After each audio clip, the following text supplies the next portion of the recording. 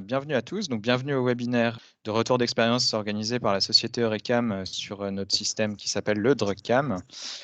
Nous aurons la chance d'avoir des intervenants issus du centre hospitalier de La Rochelle et du centre hospitalier du Puy-en-Velay. Comment va se dérouler le webinaire? Ce sera le retour d'expérience en 20 minutes des docteurs Isabelle Grange et docteur Céline Ragazon. Mesdames, êtes-vous là? Oui. Oui, très bien. Donc vous êtes pharmacienne au CH du Puy-en-Velay. Vous êtes utilisatrice de DrugCam depuis 18 mois. La troisième partie, ça sera le retour d'expérience du docteur Benoît Dalifard, qui est pharmacien au centre hospitalier de La Rochelle, utilisateur depuis 5 ans.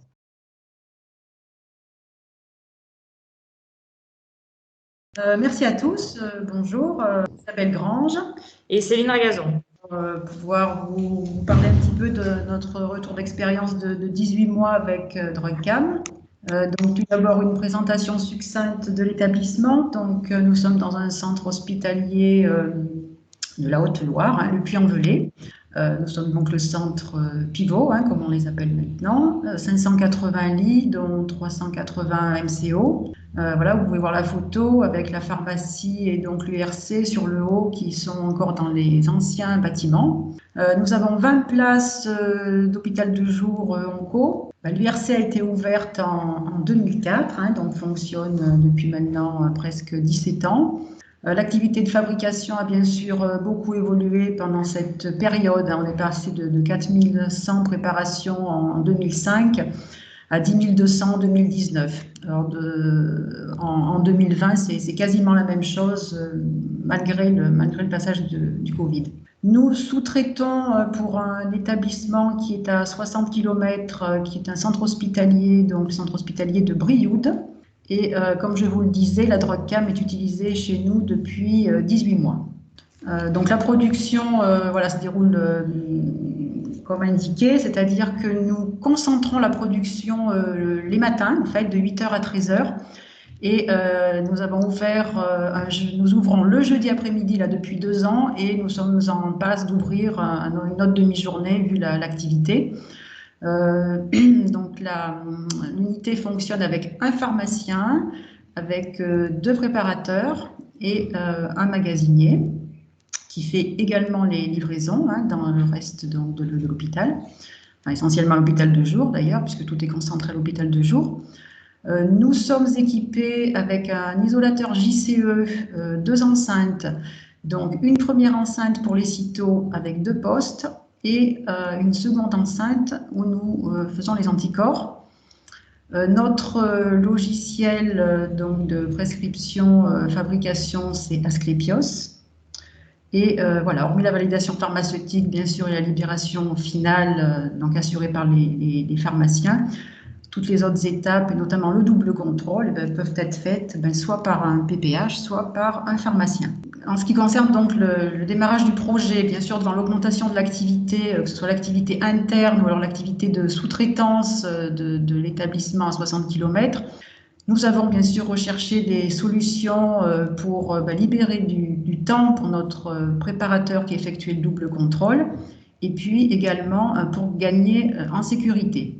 Donc à partir de là, nous avons étudié les solutions disponibles sur le marché, alors les principales solutions disponibles bien sûr pour ce double contrôle.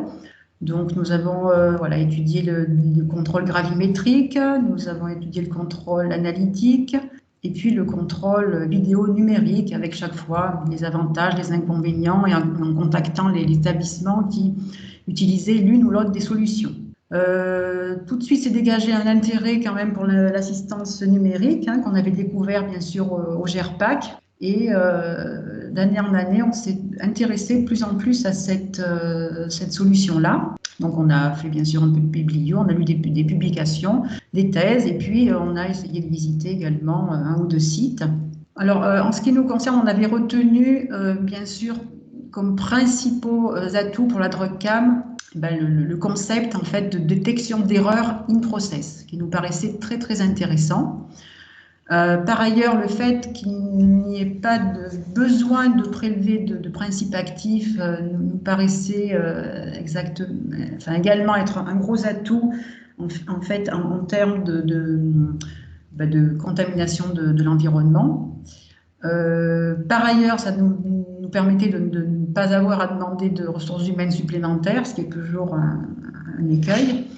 Et le coût nous paraissait également raisonnable et la mise en route relativement accessible pour un petit centre comme nous.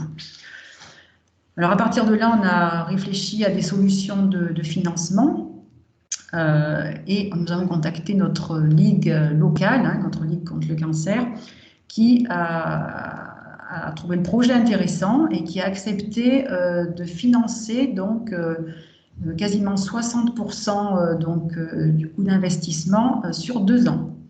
Bien sûr, ceci a été un élément important pour négocier auprès de la direction.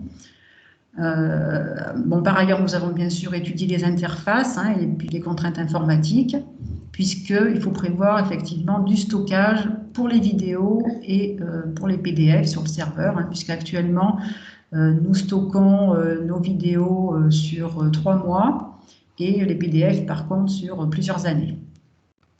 Le choix a été validé par la direction au printemps 2019 et nous a permis de passer commande, ce qui a été une bonne chose parce qu'en juin 2019, nous avions la visite de certification, on avait 2014, et l'expert visiteur nous a en fait menacé d'un écart face au double contrôle visuel qui était donc un contrôle humain et qui ne lui convenait pas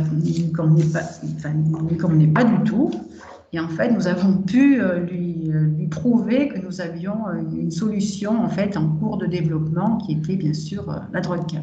Donc l'installation du poste. Alors bien sûr, c'est fait en collaboration avec JCE, qui est donc notre fournisseur d'isolateurs. Donc nous avions changé notre isolateur fin 2017. Et à cette époque-là, déjà, nous avions anticipé donc tout ce qui était système d'accroche des écrans, tout ce qui était arrivée de fluide, électrique, informatique.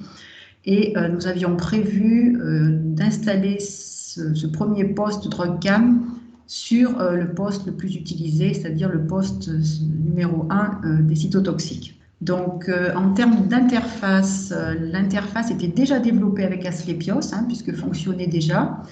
Donc nous avons cette interface-là qui n'a pas eu à être donc développée cette fois-ci. Le coût donc était également connu. En termes de paramétrage, alors il y a eu pas mal de paramétrage puisque nos protocoles n'étaient pas correctement paramétrés et nous avons dû revoir pas mal de protocoles. Le paramétrage par rapport à la DrugCam typiquement concerne essentiellement des paramétrages en termes de seringues, de poches de soluté et puis bien sûr les flacons en fonction des fournisseurs de médicaments. Ce qui est intéressant, c'est qu'il existe une base test et que cette base test, nous l'avons largement utilisée pour faire des essais et des simulations avant de démarrer en réel. En termes de formation, nous avons donc bien sûr suivi une formation d'abord pour les pharmaciens puisque nous avions du paramétrage à faire. Donc la formation des pharmaciens a été réalisée en visio et en présentiel. En ce qui concerne la formation des préparateurs, bien sûr nous avions au préalable présenté bien sûr le projet aux préparateurs, mais la formation réelle est en fait très courte et vraiment en live sur une demi-journée la veille du démarrage. Donc c'est vrai que c'est quelque chose qui peut un petit peu inquiéter, mais en fait qui se passe très bien. Et en termes de préparation, nous avions bien sûr décidé de démarrer de façon graduelle et on a démarré par des préparations non urgentes, bien sûr, donc pour notre centre de sous-traitance. Et puis, nous avons démarré par un produit, le 5FU, pour ne pas le citer, qui est quand même très courant et pour lequel nous avions... c'est le produit que nous avions choisi au démarrage, mais très, très rapidement, nous avons étendu notre préparation à tous les autres produits et pour notre activité en interne également. Donc, Céline Ragazon, je vais vous présenter. Donc là, les photos, c'est notre poste cytotoxique. Donc, avant installation, donc sans l'écran et sans les caméras de DRUCAM. Donc, on voit la caméra en bas devant le préparateur qui est la principale. Et puis, il y a la petite au-dessus de l'écran qui filme du dessus, en fait, le préparateur. Du coup, on va voir l'arrière de l'isolateur ensuite, où donc on voit la mise en place de l'écran et puis donc les prises électriques et informatiques.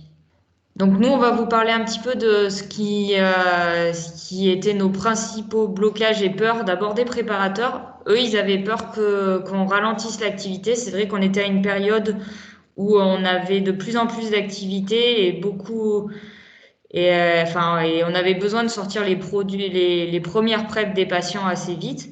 Et ils avaient aussi peur d'être remplacés. On avait peur qu'on leur enlève un poste de préparateur. En gros, que la caméra remplace le double contrôle effectué par le deuxième préparateur. Ils avaient aussi peur de manquer de place dans l'isolateur pour manipuler et puis pour stocker. Donc, concernant le stockage dans l'isolateur, on a revu un peu notre fonctionnement et c'est vrai qu'on stocke moins qu'à une époque. On travaillait plus en live. Et pour la manipulation, en fait, ils s'y sont fait très vite. Nous, nos craintes, c'était plutôt de la majoration du temps de libération. En fait, au début, on avait un peu de mal à se rendre compte combien ça allait prendre de libérer les PrEP. Dans les vidéos qu'on avait vues, on pensait que du coup, ça serait long, mais c'était pas le cas. On avait des petits soucis avec le paramétrage, mais c'était plus lié à nos protocoles d'Asclepios qui n'étaient pas très bien créés. Donc, une fois qu'on a compris les modifications nécessaires dans Asclepios, on s'est rendu compte que ça allait assez vite. Et puis après, vu qu'on a une augmentation d'activité, on avait peur de la solution dégradée, c'est-à-dire panne de DrugCam, qui, c'est vrai, aujourd'hui nous fait gagner beaucoup de temps. Donc en fait, au final, on a clairement sécurisé le circuit avec cette vidéo qui est disponible a posteriori, qui nous permet à la fois pour le préparateur qui effectue le double contrôle de la poche, qui est au calme pour le faire, et aussi pour le pharmacien si pour une raison ou une autre a besoin de recontrôler avant de faire la libération, du coup on a aussi la vidéo en libre accès et rapidement. Nos principales difficultés, c'était de la gestion des étiquettes qu'on sort avec la fiche fabrication de Asclepios et de savoir comment on pourrait les mettre dans l'isolateur pour que le préparateur puisse le biper. Donc en fait, on a une solution interne dans l'isolateur lorsqu'on n'est pas pressé par le temps, on les fait rentrer et stériliser et c'est le préparateur qui les scanne. Et si on est pressé et qu'il faut libérer la poche vite, en fait, on a une petite douchette à l'extérieur qui nous permet de scanner l'étiquette. On tenait à souligner l'efficacité de la hotline qui est toujours joignable et très réactive si on a le moindre problème et pour lequel on peut régler les petits problèmes très facilement. Concernant le bilan, donc il est très positif. Donc on a notre deuxième DrugCam pour le poste anticorps qui est en commande et bientôt prête. Cette fois-ci, elle est financée à 100% par l'établissement. En fait, on leur a prouvé que c'était très efficace pour améliorer la fluidité dans la ZAC et donc la productivité. Et du coup, la direction nous l'a validé, financé par l'établissement. Nos préparateurs et nous-mêmes, on ne reviendrait pas en arrière. Aujourd'hui, quand on a la DrugCam, c'est vraiment très fluide. Les quelques fois où on a dû passer en procédure dégradée, on se rend vite compte que c'est beaucoup moins fluide dans la ZAC. Et nous, on ne l'avait pas fait, mais on conseille vraiment de visiter un centre qui l'a et qui l'utilise depuis un certain temps pour mieux visualiser le circuit. Il y a quelques temps, on a Villefranche-sur-Saône qui est venu nous voir avant d'installer la leur. Ils sont sur le point de l'installer là. Et je pense que ça les a aidés.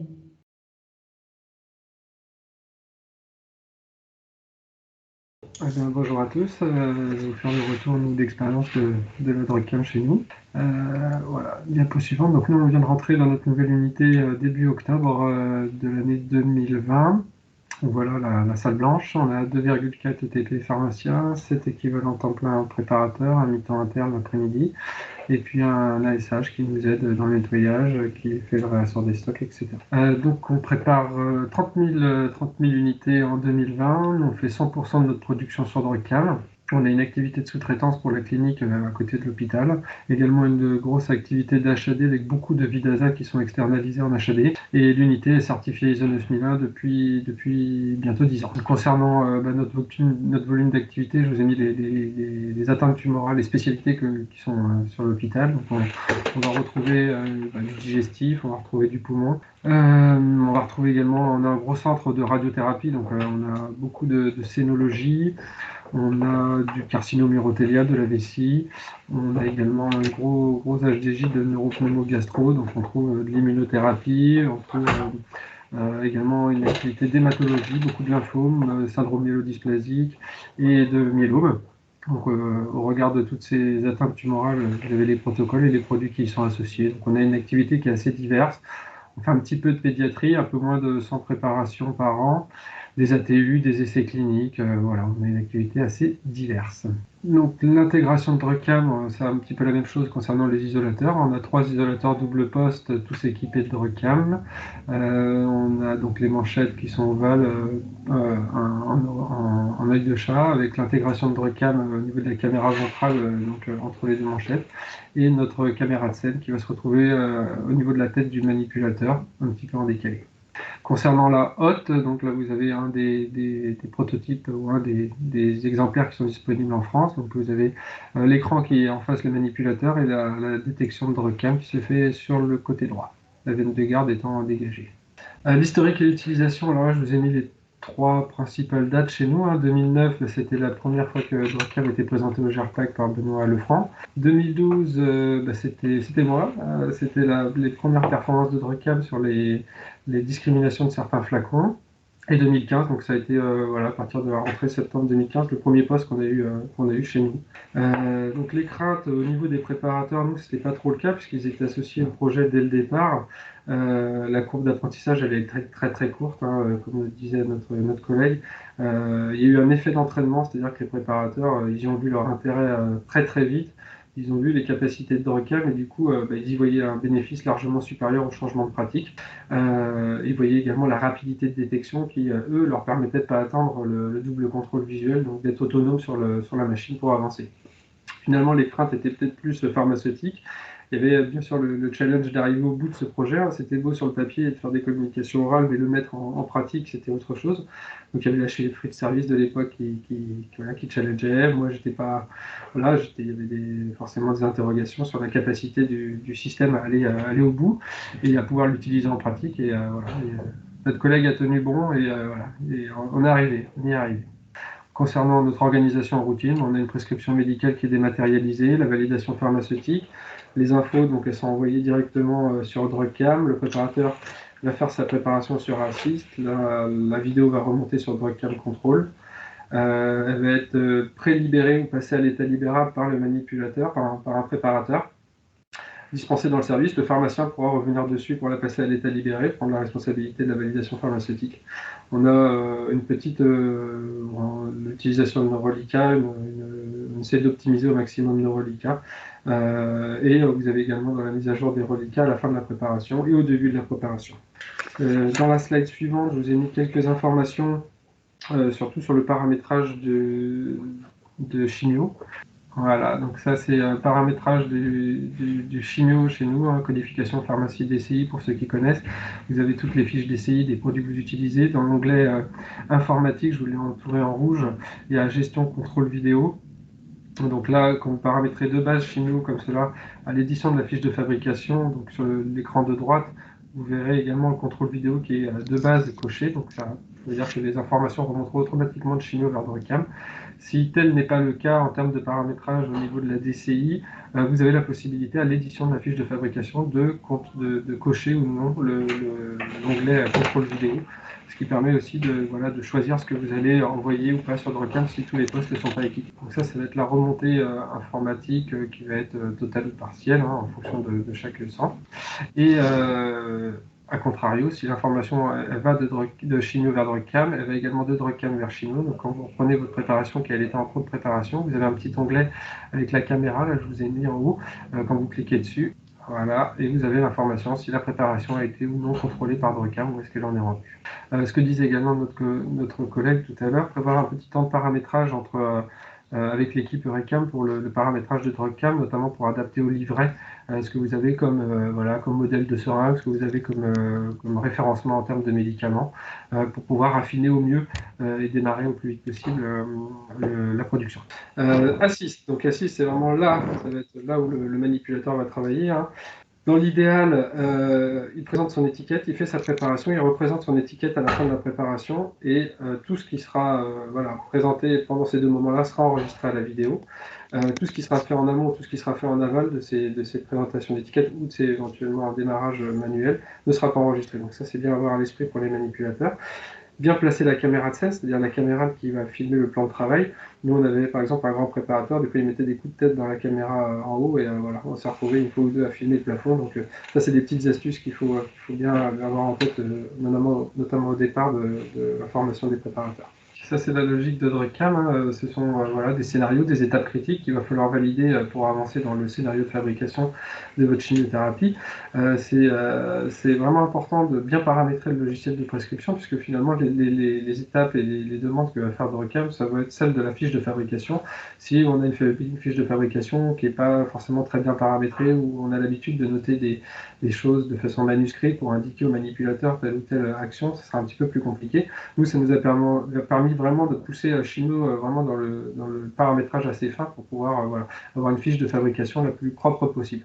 Donc un scénario classique, hein, c'est la présentation de l'étiquette. On va démarrer le scénario de fabrication, on présente le solvant d'administration, soit ça va être reconnu au Datamatrix, soit ça va être une indexation manuelle. On reconstitue des flacons de lyophilisase si besoin. On peut présenter le reliquat, le volume du reliquat, on représente des flacons, on présente le volume finalement de principe actif qui est nécessaire. Le fait de présenter dans la foulée la seringue à zéro, DrugCam va comprendre que le produit a été injecté dans la poche. Évidemment, il y a des exceptions, hein, l'Herceptin s'occupe, l'Immaptera s'occupe.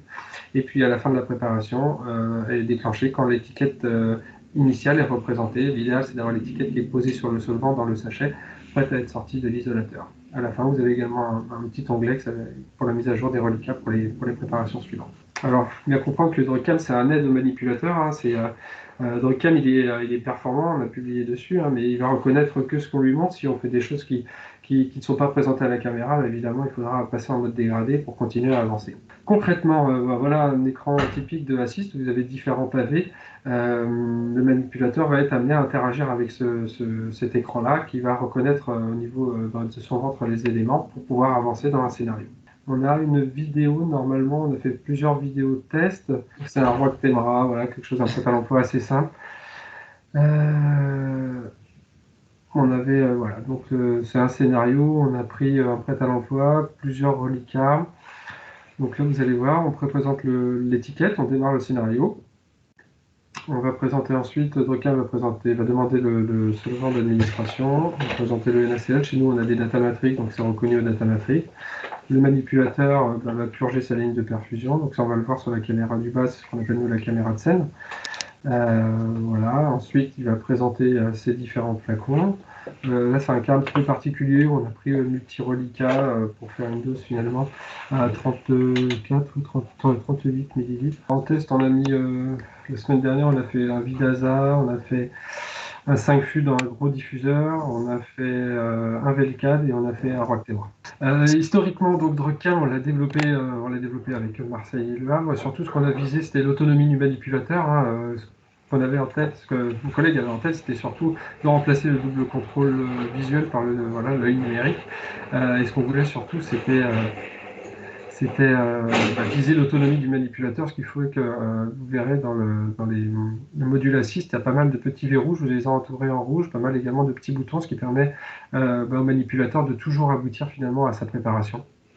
Donc quand par exemple vous avez un changement de seringue ou un changement de référence du médicament qui n'est pas reconnu ou c'est pas encore assez paramétré dans votre logiciel de prescription, vous avez les petits verrous par exemple vous entourez en rouge, ça permet de lever la détection automatique de DrugCam et de forcer en fait la détection.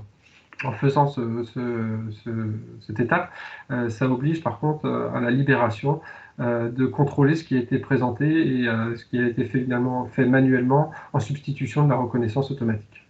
Donc plusieurs petits boutons ont été créés. Là, vous avez le cas des produits colorés. Ouais, donc là, il y a plusieurs petits boutons dans Assise. Donc vous avez, si vous n'avez pas par exemple les data matrix ou le code barre pour démarrer une préparation, il y a un bouton pour démarrer manuellement, pour fermer manuellement votre préparation.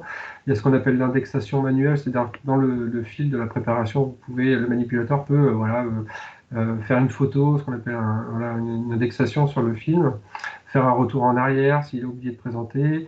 Vous avez les petites indications au niveau des flacons, si c'est la caméra A qui attend le flacon, la caméra B, est-ce que c'est un data matrix, est-ce que c'est le facing. Voilà, il y a plusieurs on va dire, paramétrages qui permettent au manipulateur de toujours avancer dans sa préparation.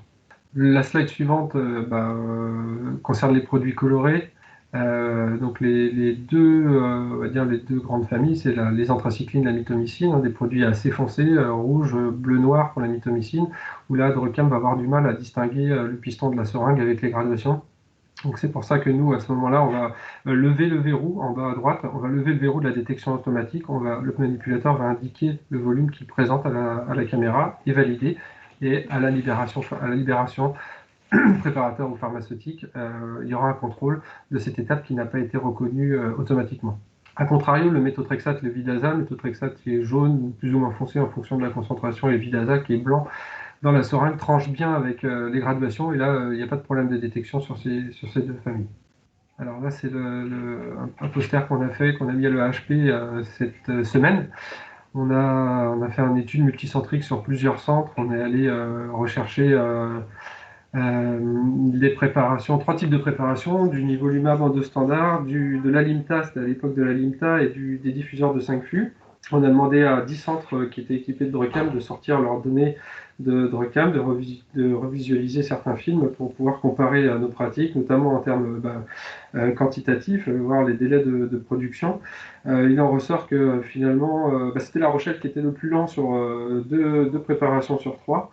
Et voilà, c'est pour vous montrer que la perte de temps, elle est pas corrélée à l'utilisation de Drugcam, elle est beaucoup plus complexe. Ça dépend vraiment déjà des paramétrages, de l'organisation de travail de l'unité. Est-ce que vous avez une préparation en série? Est-ce que ça va être des data matrix sur les poches? Est-ce que vous avez des arbres de perfusion où vous avez des lignes pour purger? Donc c'est vraiment multiparamétrique. Et moi, ce que je peux vous dire, c'est que Drugcam, on l'a mis, ça a permis d'augmenter l'activité, d'absorber l'augmentation d'activité avec une ressource humaine constante. Concrètement, chez nous, en 4-5 ans, ce qu'on observe, c'est dans notre organisation, avec notre volume d'activité, c'est 1 erreur par semaine de dose et 1 erreur toutes les 4-6 semaines de flacon. Cette fréquence d'erreur, on la retrouve également avec les données de l'Institut Paoli-Calmette de Marseille, qui a une activité plus de 3 fois supérieure à la nôtre. Et eux, ils arrêtent environ 1 erreur de dose par jour et 1 erreur par semaine de flacon. Donc ça fait pas mal réfléchir. Récemment, nous, l'écran de droite, la semaine dernière, on a arrêté un pack Litaxel pour un oxaliplatine. Des flacons qui se ressemblent, de laboratoire identique. On a une préparation qui a été stoppée. Le préparateur voulait la fermer, mais on n'avait pas toute la dose dans la poche. Donc on avait un sous-dosage. Des erreurs de poche, on met des G5 à la place de sérum phi. On arrête des erreurs per process assez régulièrement. Par ailleurs, le fait d'avoir les films, ça permet de lever, j'ai mis 99,99% des doutes. Là, je pense notamment à des préparations comme des diffuseurs où des patients rappellent le service d'HDJ Doncourt en disant voilà, le pompe est passé trop vite, pas assez vite, est-ce que vous êtes sûr de ce que vous avez fait? Là, on a le film, c'est la preuve ultime de ce qui a été fait. Je vous ai mis également le pendant des détections de Drugcam et des reconnaissances paramétriques, la possibilité de faire une extraction PDF de la préparation, c'est-à-dire que vous allez sortir toutes les étapes critiques qui ont été reconnues ou qui ont été indexées en tout cas par Drugcam. Et par exemple, nous, pour le cas de la sous-traitance, c'est un bien précieux puisqu'on l'envoie avec la préparation dans la clinique. La diapositive suivante, je vais passer assez vite. C'était quelques bibliographies récentes de notre expérience avec de la simulation, la thèse de notre collègue. Voilà, l'article qu'on a fait avec M. Benizri à Marseille sur la robustesse de la méthode. la thèse de Marie sur voilà, la simulation. Je vous ai mis l'article, enfin le poster qu'on présente cette semaine également. Il y a plus de 15 000 préparations, plus de 100 préparateurs dans 10 centres. Donc, voilà, assez robuste comme public. Les deux dernières, là c'est pour vous montrer un peu l'étendue de ce qu'on fait avec DRUCKAM. Je vous ai mis contrôler des préparations, mais pas que. Voilà, on utilise DRUCKAM pour reconstituer en avance nos endoxants, c'est-à-dire qu'on les met en solution, on les paramètre dans Chimio comme des prêts à l'emploi, donc ça permet de sécuriser nos reconstitutions d'endoxants. On va aller reconditionner les R-septins sous-culte, les Maptera sous-culte en série, déjà pour une nécessité économique, hein, ça nous permet de faire des économies surtout sur les R-septins sous-culte, et surtout ça permet d'être beaucoup plus réactif quand on va pouvoir les dispenser aux patients. Ce qu'on est en train de tester, c'est des prélèvements microbiologiques avec DRUCKAM, donc en isolateur et sous hôte. Donc là, on va avoir la film de qui a fait les prélèvements, où, quelle heure, et surtout voilà, comment et dans quel isolateur, à quel endroit de l'isolateur on a pu cette incertitude. Donc là, on est en train de le tester, ça fonctionne bien.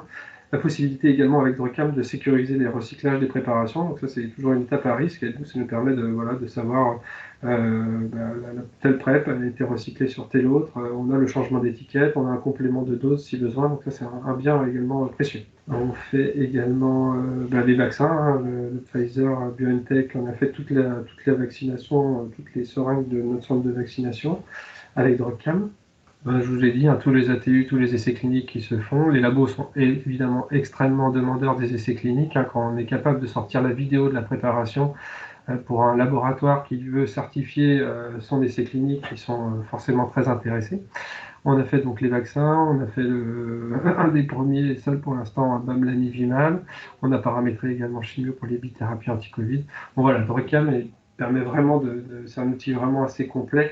Donc je vous ai mis sur le management de la qualité des préparateurs, aussi bien sur la formation initiale que la formation continue, quand on revoit ensemble les erreurs qui ont été arrêtées, les circonstances, etc. C'est vraiment un outil hyper intéressant. Vous pouvez faire une extraction Excel de toutes vos préparations, aller voilà, comparer tel produit sur telle plage horaire, le temps que vous avez mis avec tel préparateur. C'est vraiment un super outil. Donc c'est un outil professionnellement qui est robuste et c'est un super outil de valorisation de l'équipe pharmaceutique auprès de l'établissement, auprès de la population locale. Ça, c'est quand les gens vont aller communiquer auprès de la presse quand ils sont équipés. Donc ça, c'est pour ceux qui s'équiperaient, c'est important d'associer un plan de communication.